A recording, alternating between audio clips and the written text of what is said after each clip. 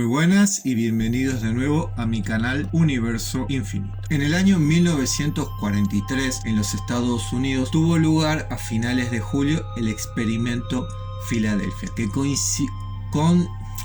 consistía básicamente en hacer invisible a los barcos de los Estados Unidos, que eran muy grandes, para poder derrotar a los submarinos nazis que tenían radares y misiles muy potentes. Este experimento fue llevado a cabo más que nada por el científico Franklin Reno, que trabajaba para la Marina de los Estados Unidos, y se basó básicamente en los trabajos de los grandes científicos como fueron Einstein y Tesla. El experimento fue llevado a cabo con 121 tripulantes a bordo en el buque de guerra llamado USS Eldridge de la Marina de los Estados Unidos, y en una primera etapa tuvo un relativo éxito, es decir, lo querían hacer invisible y lo lograron. Tenían dos generadores muy fuertes de energía, y cuando los activaron con los tripulantes y todo el armamento bélico encima, lograron realmente generar un campo magnético alrededor del barco del buque, que logró que el mismo se hiciera invisible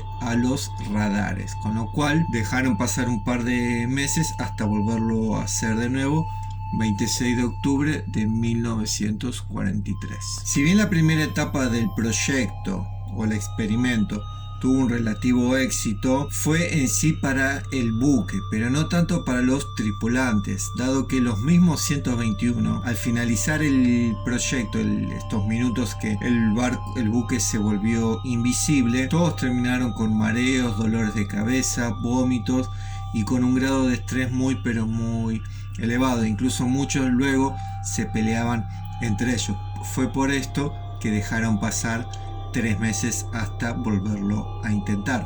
En el segundo intento llevaron aparatos de energía mucho más elevados, es decir, querían realmente intensificar este experimento, y realmente lo lograron. Estaban en Filadelfia, y cuando activaron la segunda parte del experimento, lo que sucedió es que, aparte de que el buque se volvió invisible para los radares, también se volvió invisible para los ojos humanos, y para peor, cuando se empieza a complicar, el buque desaparece completamente y aparece a 960 kilómetros de distancia en el puerto de Norfolk, en Virginia, también en un estado que pertenece a los Estados Unidos. Se mantiene ahí durante aproximadamente 2 a 3 minutos con la misma aura. Era una clase de nube verde que lo rodeaba.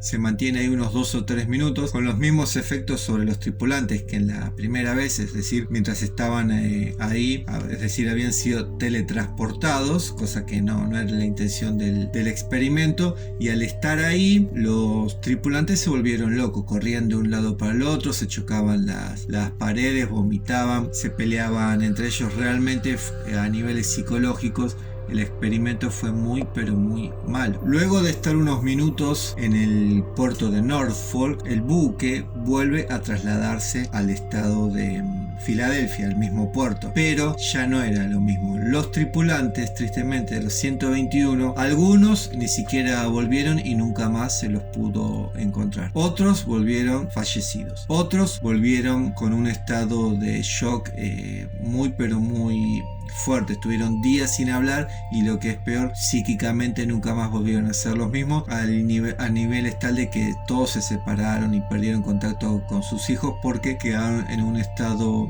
de agresividad muy elevada. Y la peor parte, la parte más macabra de este experimento, es que algunos volvieron directamente fusionados con las paredes, los techos y el suelo del buque, con lo cual no solo el buque se había teletransportado de un lugar a otro a casi 1000 kilómetros de distancia y había vuelto, sino que había tenido un efecto también muy nocivo sobre los tripulantes. De los 121 tripulantes, 100 terminaron fallecidos o fusionados o completamente destruidos.